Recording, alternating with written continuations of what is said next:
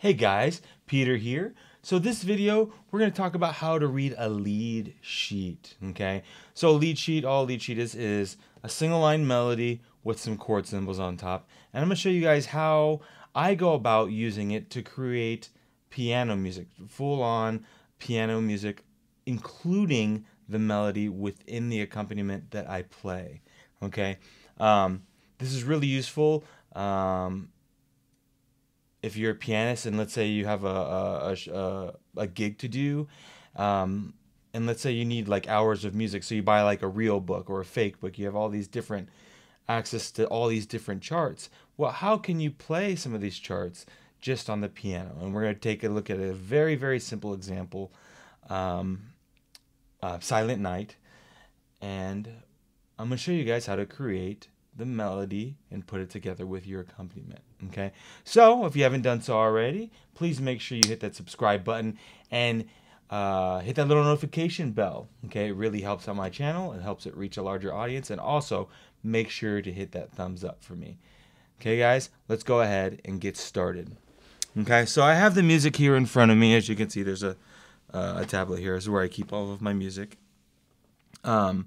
This is not going to be a video about reading music, so I'm going to assume that you have experience in reading music, and so I'm just going to kind of start playing through the notes, and we'll talk about the chords a little bit. And I have a video on chords too, so if you haven't watched that already to know what some of these chords are, go check it out, okay? Well, let's go ahead and get started. So the song Silent Night, everybody kind of recognizes that song, right?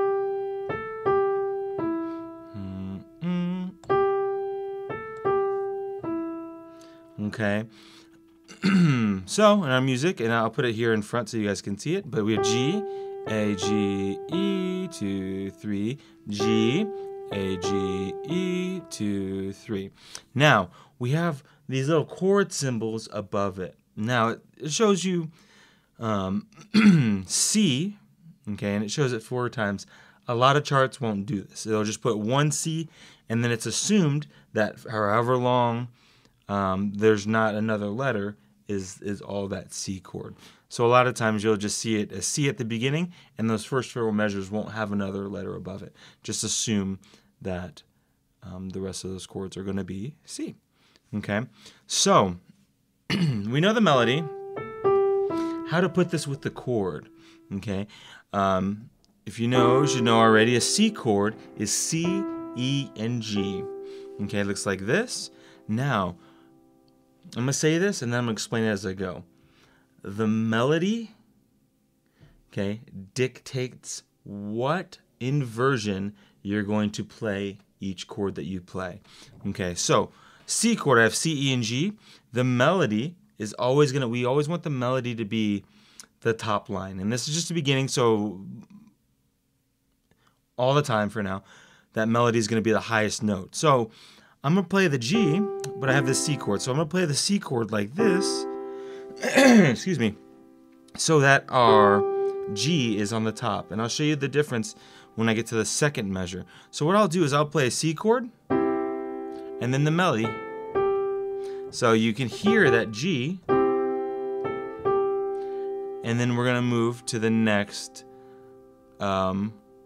chord. It's the same chord, but the next inversion, because now the note that we're moving to is E. Okay, so now my inversion of C is going to be with E on the top. So I'm still going to have C, E, and G, but now this is my new placement. So listen to that. And then that's just going to repeat. And our bass is just the note of the chord. So 2, 3. Now, this is very, very basic, and I'm not giving any extras. I'm not adding anything to it.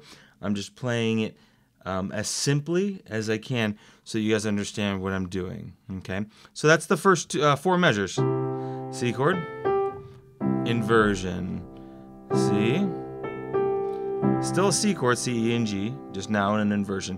And because the note that I land on is E, I have to make sure it's on top. Now the next note that we move to is a D.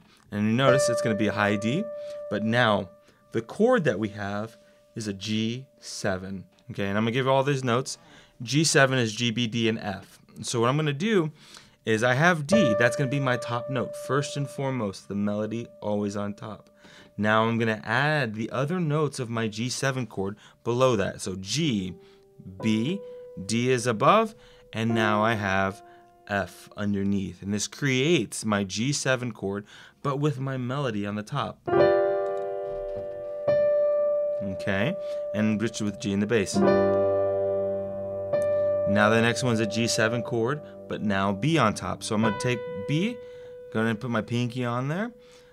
G, B, D, and F, still the same notes.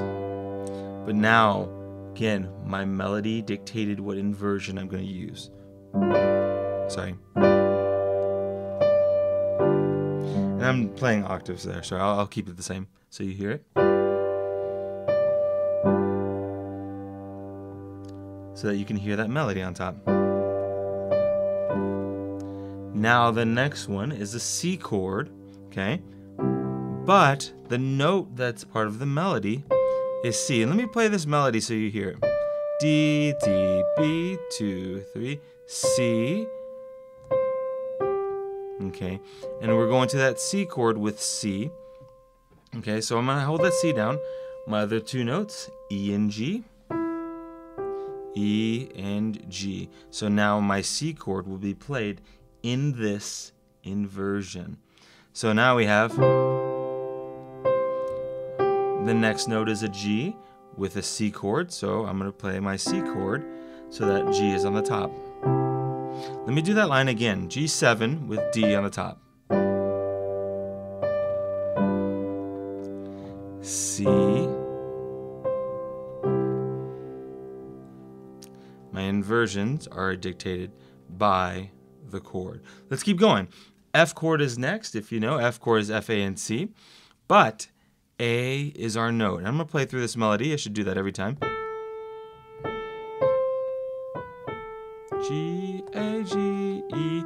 I'll play that again because the next line is the exact same thing. So A, C, B, A, G, E. Okay. Now, our first note being A, what we have is an F chord. So I need F, A, and C with A on top. F, A, and C with F in the bass.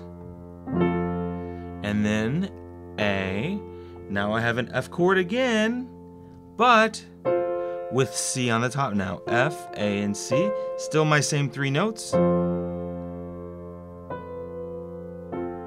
And notice what I do here.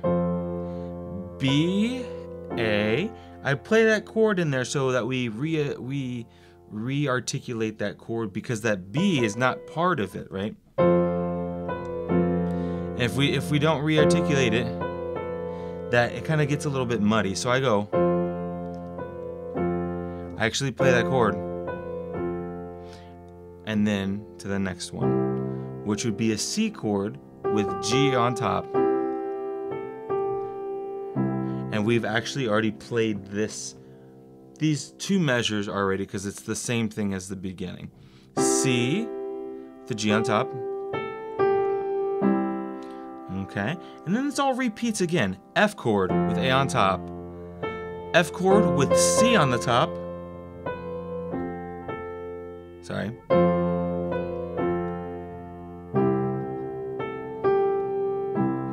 Now, to the next system. Our note starts with D. D, F, D, B, C, E. Okay, and again, this is a very familiar song. You should probably know the melody already. Okay, so now let's put these chords with it. Okay, G7, and we've already seen this chord already back on the second system, the second line. Okay, G7, but with D on the top. So G, B, D, D on top, and F. Now it says a G chord, G, B, and D, but our note is F. And so this is actually technically wrong. And just so you guys can see, I'm gonna add that 7 there, so you guys don't even have to worry about it. My version says G. I'm gonna write G7 for you guys. G, B, D, and F with F on the top. And now we're just gonna walk that down. And because all 3 of those notes in that measure are part of the G chord already, I don't need to re-articulate the chord. I don't need to do. You can if you'd like. And then our next chord is a C chord with C on top, C, E, and G. And then another C chord, but with E on the top. Now C, E, and G. Okay, let's do that again.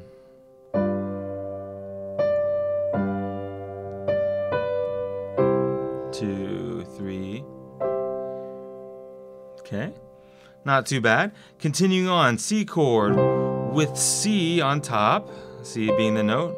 Let me play this line for you so we hear it. C, G, E, G, F, D, C. So what is that going to sound like? G, E, and notice this measure actually outlines that C major chord. C, G, E, just walking it down. G7, this is a different inversion than we've seen so far, so I'm going to go over it. The note that we have is a G. So we need G, B, D, and F. G, B, D, and F. So we have.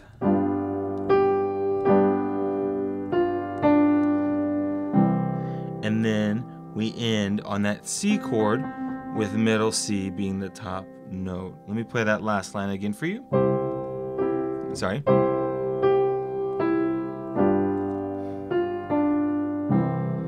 Okay.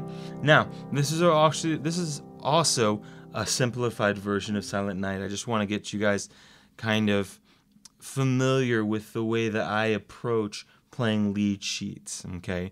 Melody always on top. Bass note is just the name of the chord.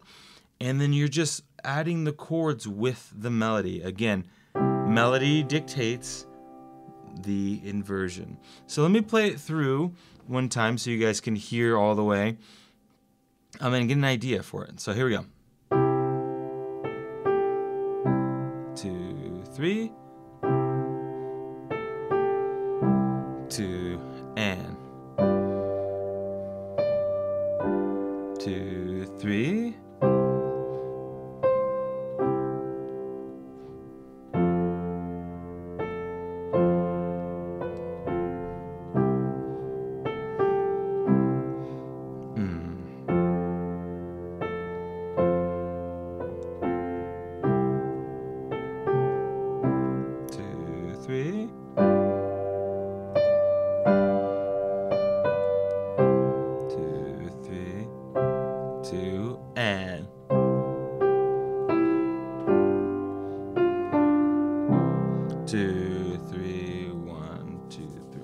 Okay.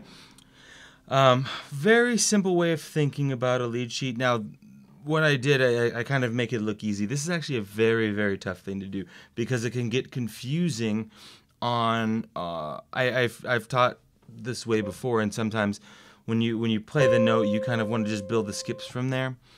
Make sure you've studied your chords a lot. I do a video on chords so you can practice learning all of them.